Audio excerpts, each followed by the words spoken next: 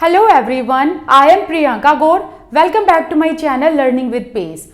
आज का हमारा टॉपिक है गार्डनर की थियरी के बारे में। ठीक है, अब देखो गार्डनर ने जो ये थियरी दी थी, इस थियरी का नाम है मल्टीपल इंटेलिजेंस थियरी। ध्यान रखना, मल्टीपल इंटेलिजेंस थियरी।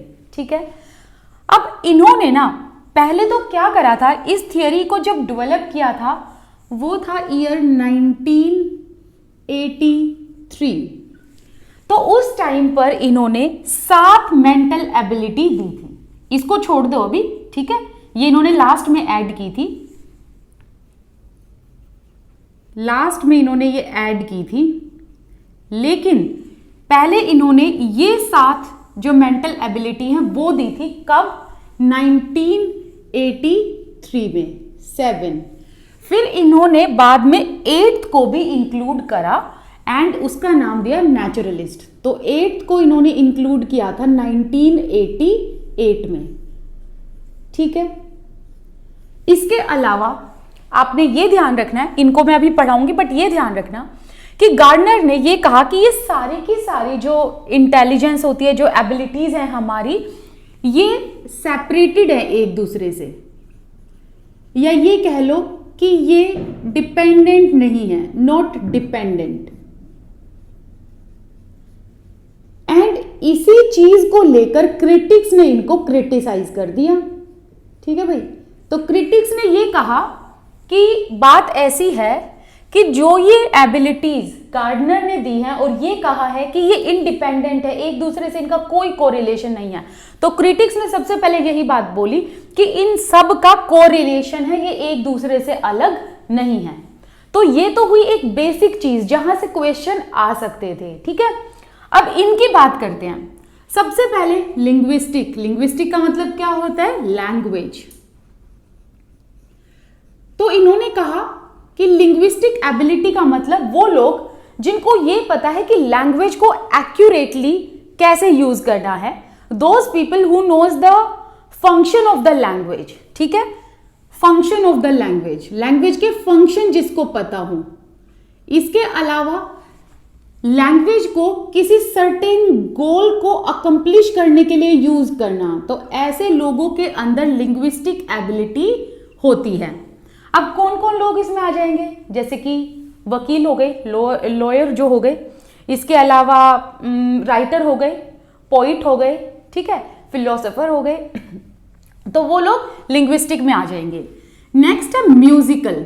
नाम से समझ आ रहा है, तो म्यूजिकल एबिलिटी, ऐसे लोग जो म्यूजिक को कंपोज करते हो। ठीक है, जो म्यूजिक को कंपोज करते हैं, तो जो म्यूजिक को कंपोज करने वाले उनको कहते हैं हम कंपोजर।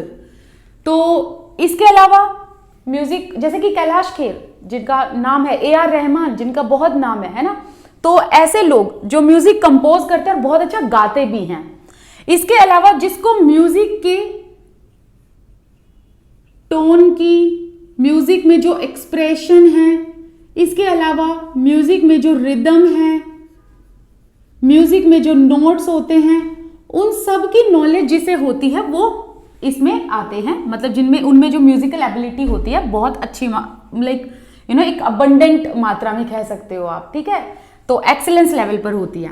नेक्स्ट है लॉजिकल मैथमेटिकल।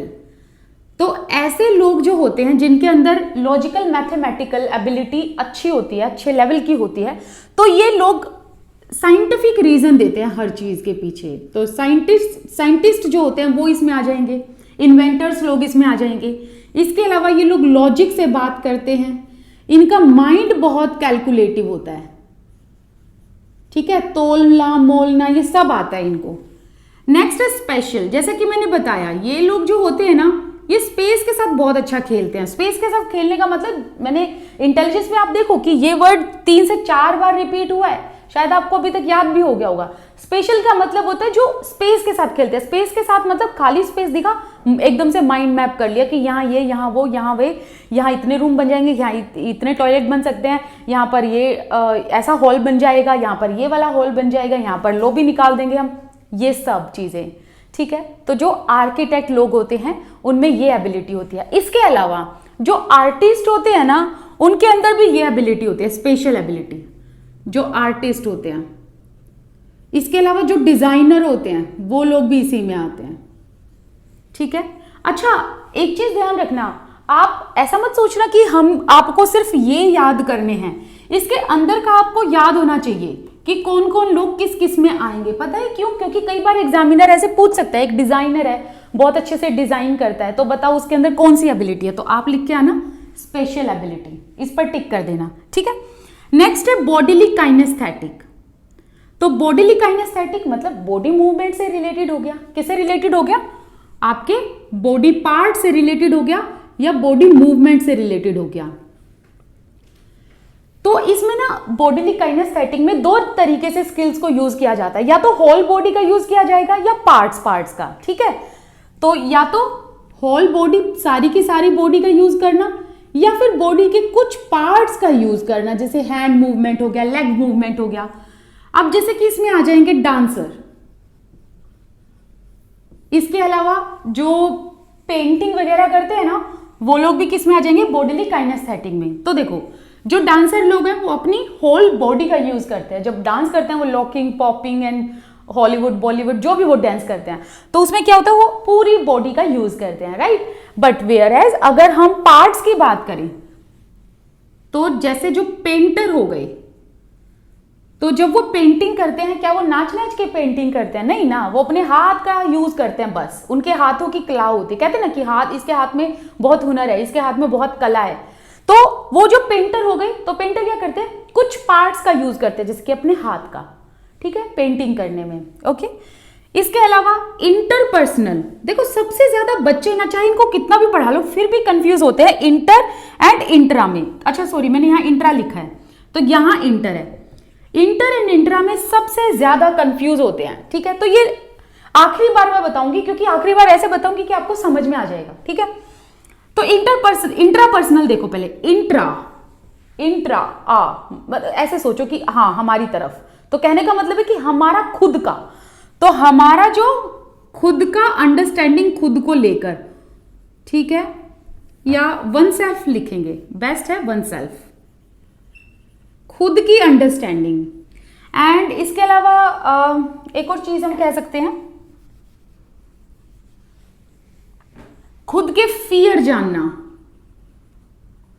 ठीक है, खुद के फोबियाज के बारे में पता करना।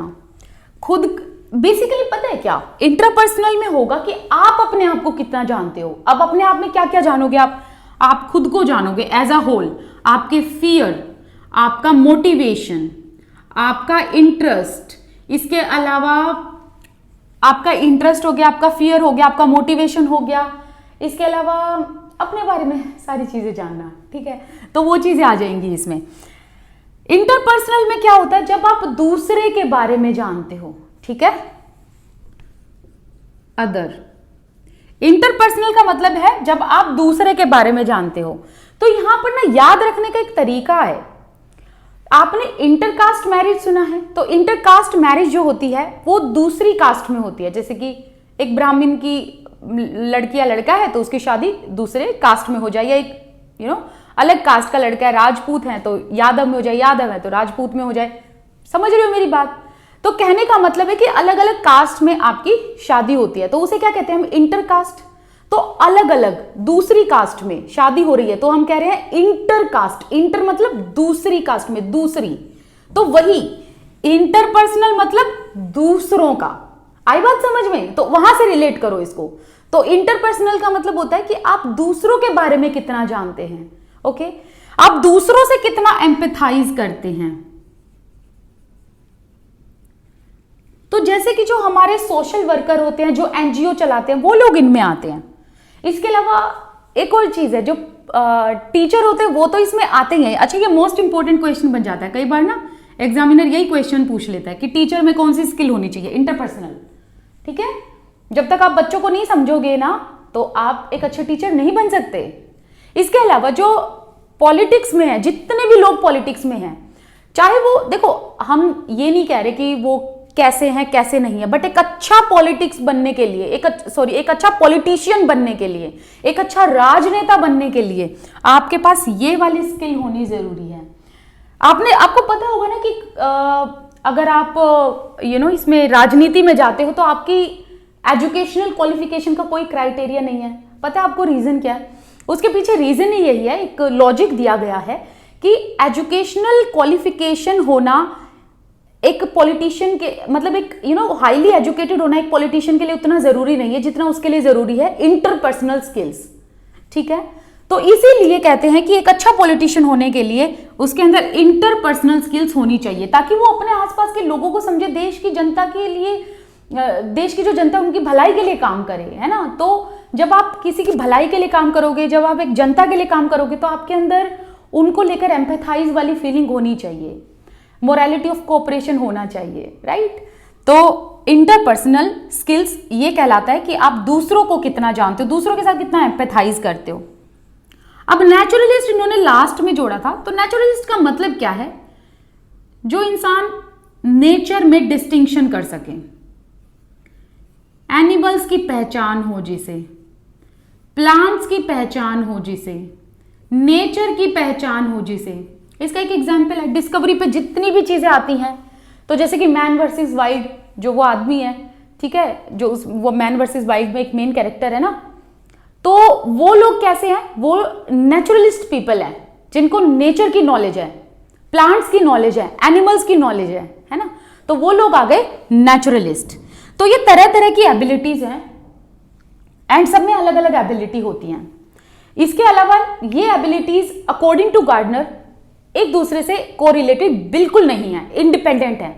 बट यहां पर इनकी थियोरी फेल कर दी थी कुछ क्रिटिक्स ने, जिन्होंने ये कहा था कि ये इंडिपेंडेंट नहीं बल्कि इनका कोरिलेशन है। सिंपल, इससे ज्यादा आपको इनकी थियोरी में कुछ नहीं याद करना। देखो इंटेलिजेंस में ना थियोरी बहुत ज्यादा है, बट है बहुत इजी थियोरीज, ये आपने नोटिस भी किया होगा, है ना। चलिए मिलते हैं नेक्स्ट वीडियो में, till then bye bye, thank you so much for watching this video. इसके अलावा कल वाली वीडियो में हम स्टर्नबर्ग की बात करेंगे, ठीक है।